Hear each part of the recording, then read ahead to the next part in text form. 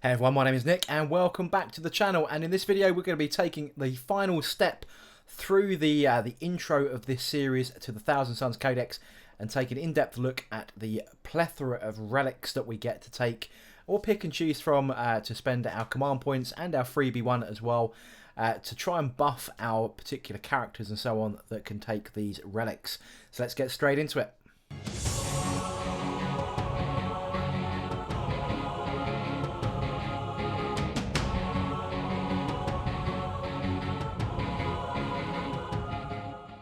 So let's take a look at these final parts of the main part of the codex before we go in depth and look at all of the combinations that we can start putting together to try and make our Thousand Sons army that bit more effective.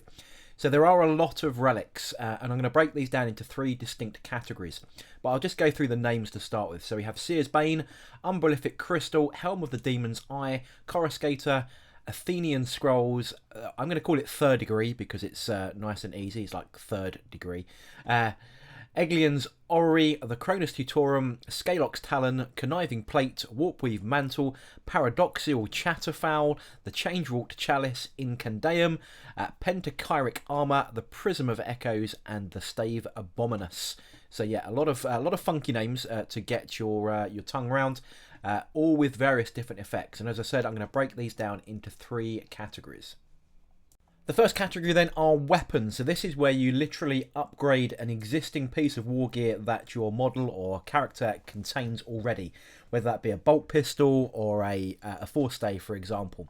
So these are the Sears Bane, the Coruscator, Scalox Talon, Inkendam, and the Stave Abominus.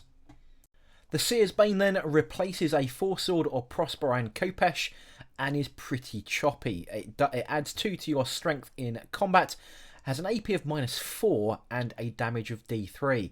But attacks versus Psyker units are going to be double strength and a damage of D6. So very, very choppy when you replace those swords or Khopeshes. Next up then is an upgraded Inferno bolt pistol called the Coruscator. It replaces an Inferno bolt pistol on your character containing this relic. It's an 18-inch range pistol 3, strength 5, AP -2 and a flat 2 damage. Now this is compared to the regular pistols that are usually 12 inches with 1 shot, a lower strength of 4, still with that AP -2, but with just 1 damage. So this is a bit of a boosty pistol.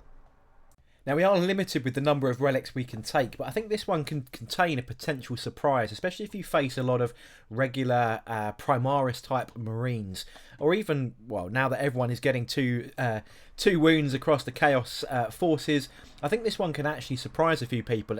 You just go, yeah, well, I've got my character to shoot, and you don't normally expect much from a one-shot pistol at 12 inches, but suddenly you have a boosted range of 18, triple shots with an AP of -2, flat 2 damage is going to remove models pretty much every time. You're going to be hitting mostly on 2s, you're going to be wounding on 3s, they're going to be saving on 5s, unless they're in cover, of course, and then you're just going to be removing models at a turn. Could be a bit of a surprise. Next up then is Scalox Talon. This is the first of 3 replaceable forestave weapons. So we've got one that's going to be a bit choppy, one that's going to be a bit swingy, and another one that's going to be a bit shooty. So one's going to hit hard, one's going to hit a lot, and one's going to shoot. And this is the one that hits hard. So you are doubling your strength in melee, but you do lose the AP for it. But it does increase the damage to 2d3. Now, forestaves are usually +3 strength, so you're talking, you know, a strength 7 weapon, you're now talking strength 8, which makes it a lot easier to wound toughness 4 models on a 2+ instead of a 3. You are losing the AP though, so everyone resorts back to their standard save, but you are doing a lot more damage. 2d3 averaging 4 there rather than a damage 2 average with the damage d3 of a regular stave. Probably the least favourite of my replaceable forestave relic options when it comes down to it. Probably not going to see a huge amount. AP modifiers is such a huge thing in this game that if you don't have an AP modifier, you're probably not going to want to take it. Inkendam then is the second of the forestave replacement relic weapons. This has a double profile because it does a bit of shooty. So in melee it's exactly the same as a regular forestave, so +3 strength, an AP of -1 and a damage profile of D3. However, you do get to shoot with it. It's basically a heavy Inferno flamer. So a 12-inch assault, D6 shot, strength 5, AP -2 with 1 damage, and it acts like a flamer because it auto hits. Could be a bit of a surprise to your opponent when you pull that one out, especially against, you know, sort of large blobs of units. AP -2, 1 damage is the annoying bit on the shoot here, but you know that's what flamers do. But it's probably my second favourite, so we're going to come on to my favourite in a second. So probably my favourite of the three 4-stave replacement relic weapons then is the Stave Abominus. It's a slightly different profile compared to the regular stave in the damage profile. So in melee, it's still +3 strength and AP of -1, but instead of being a D3 damage, it is a 1 damage weapon. However, you are doubling the number of hits. So if you have a 4 attack character that's carrying this stave, you are now making 8 attacks instead. On an Exalted Sorcerer, for example, though, they have 5 attacks, so you are now making 10 attacks instead of 5. So anything up, you know, toughness 4, 5 and 6, you are going to be wounding on 3s, hitting on 2s, so you should get an average of 6 wounds through per round of attacks with an Exalted Sorcerer, for example. And depending on the save characteristic will obviously determine how many of those go through, but I think that's quite a lot of attacks.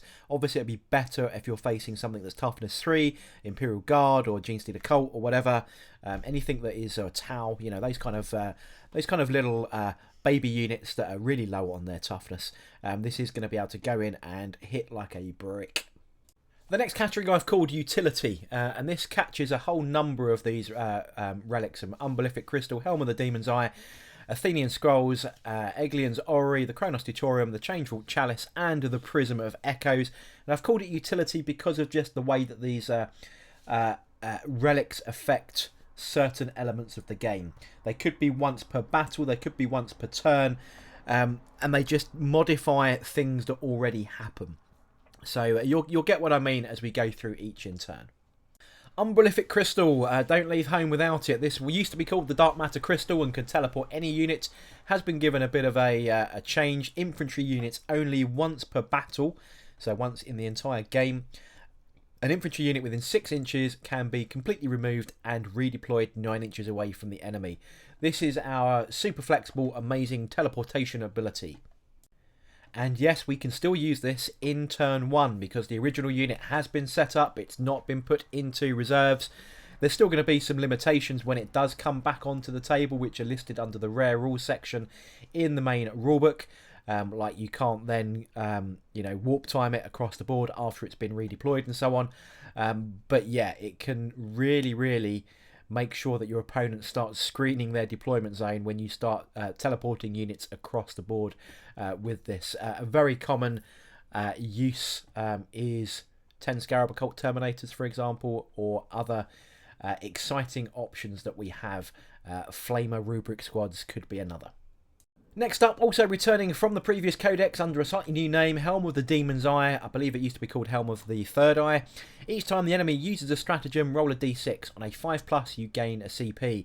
Now, there are limits that you can only regain a command point once per turn, but you can keep rolling until you get it. So, for example, if your opponent uses a stratagem early on and you roll that and you only get a 4, for example, then they use a second stratagem that turn, and then you score the 5+ on your roll off, you then gain the CP, and then you can just stop rolling for it because you've gained the limit per turn.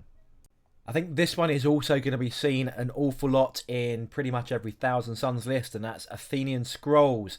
Exalted Sorcerers only though, so you are limited what model this can go on. And once per battle in the Psychic phase, when casting a power it knows, for the rest of the game, you roll 3d6 and discard one of those d6 when you cast that power. So obviously you're going to use that in the very first turn, in your very first Psychic phase, and you're going to find that power that you want to use, 3d6 on, and then discard whichever one, typically the lowest, or it can prevent a perils, for example, if you double 6 it. But it has to be from Vengeance or from Change, so you can't use it on Smite. It has to come from one of your disciplines within the Codex. But it does mean that any of the super high rolling psychic powers, or ones that you want to get off as often as you possibly can, you're just going to run the Exalted Sorcerer with this scroll and almost guarantee, I say guarantee, you can never guarantee anything, it's a game of dice, but the one that you want to try and get off the most consistently and protect this Exalted Sorcerer at all costs because he's carrying the relic, this is the one for you.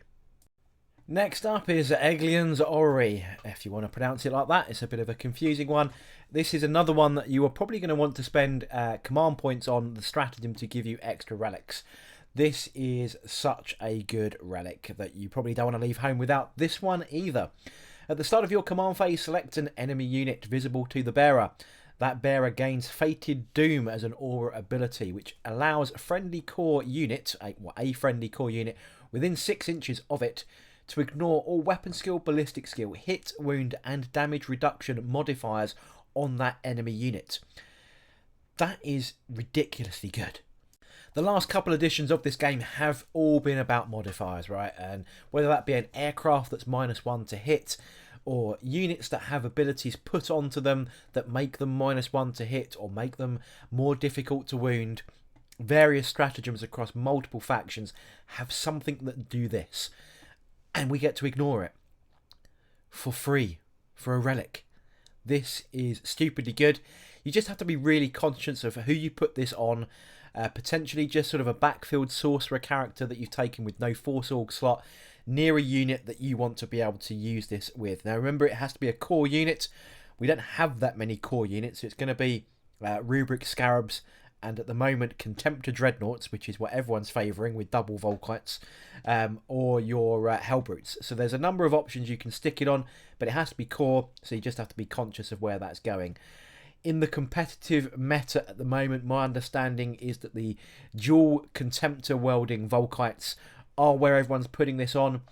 If you don't have that model, there's still plenty of other options with your Scarabs with the +1 strength strat to still make that work quite nicely.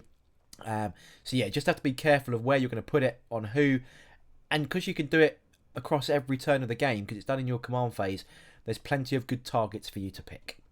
The Kronos Tutorum then is another utility relic for me, so a model with a Warlord trait only, so it has to already have a Warlord trait.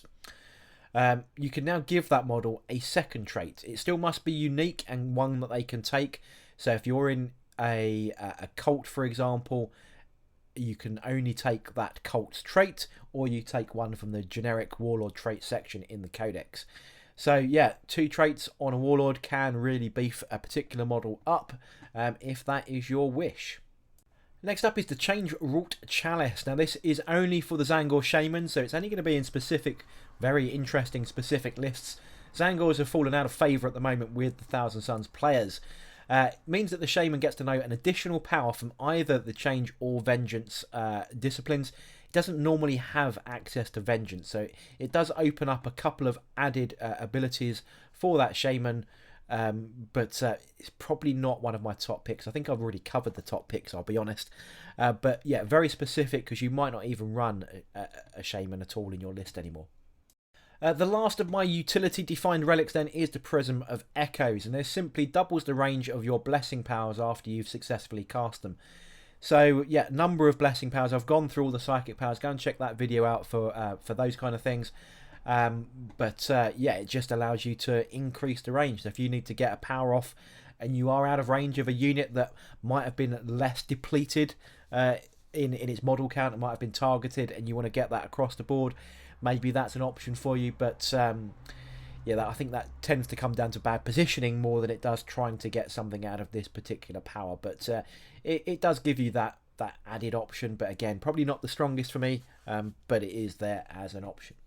The last category that I've classified relics as is upgrades. So this is armor and discs of Tzeentch and that kind of stuff. So this is going to give you a characteristic kind of change to your character that's taking this relic. So this list includes 3rd degree, conniving plate, warp weave mantle, paradoxical chatterfowl and pentakyric armor. So 3rd degree then is the first one on this list. Now this can only be used on a model with a disc, and you have to pay for those discs, remember. So it means you can cast even when falling back, so your psychic powers normally are blocked when you fall back. This allows you to cast when you're still doing so. You can also charge after you've advanced, again something that you normally cannot do. And that model can then consolidate 6 inches in any direction after its fault. Now, normally you have to consolidate towards the nearest enemy model. This allows you to run away. Very Tau-esque in its ability. If you are going to try and build a Exalted Sorcerer on disc beat stick, this is probably a relic that you're going to look at potentially as your second option on top of your Stave Abominus as an example. If you're going to try and build a close combat monster, something like this might be pretty useful.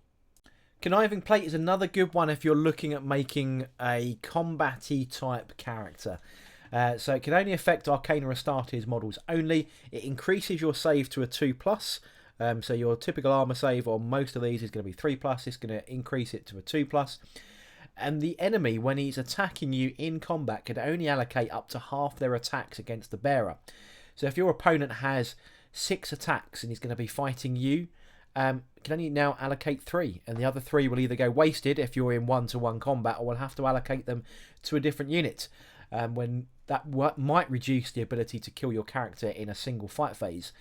So yeah, pretty handy. I think the most likely candidate for me at this stage for the Conniving Plate, if I was to run it, is on a Demon Prince. Next up is a bit of a defensive one with Warp Weave Mantle. So when that unit is charged that has this relic, an unmodified roll of 9+ always fails. So it's going to reduce the ability for units to charge you. And if you have also lost any wounds, this particular armour is going to allow you to add 1 to your psychic test when you come to cast powers. So yeah, second ability for the price of 1 there. This one actually affects the opponent more than it does you. So it's the paradoxical Chatterfowl. Can only be put on an infantry model only, so you can't put this on an Exalted Sorcerer on a disc. So the start of the fight phase, an enemy within 3 inches of your model, so you're going to basically be very close or nearly in combat. Or you could just be supporting a unit that is in combat and you're still within that 3-inch range. Roll a d3 until the next fight phase, reduce the enemy weapon skill, ballistic skill and psychic tests by that result. So it's good against Grey Knights maybe. But it does only affect 1 enemy model, so it's not going to affect squads or anything like that. So yeah, it's a bit of a debuff to various enemy characters. Probably not something I'm going to even try and use. And the last relic finally is pentakyric armor. Now this again is quite specific depending if you build your list with an Infernal Master, because that's the only person who can take it. Means he knows 1 additional pact, so Infernal Masters always know 2. This allows them to know 3.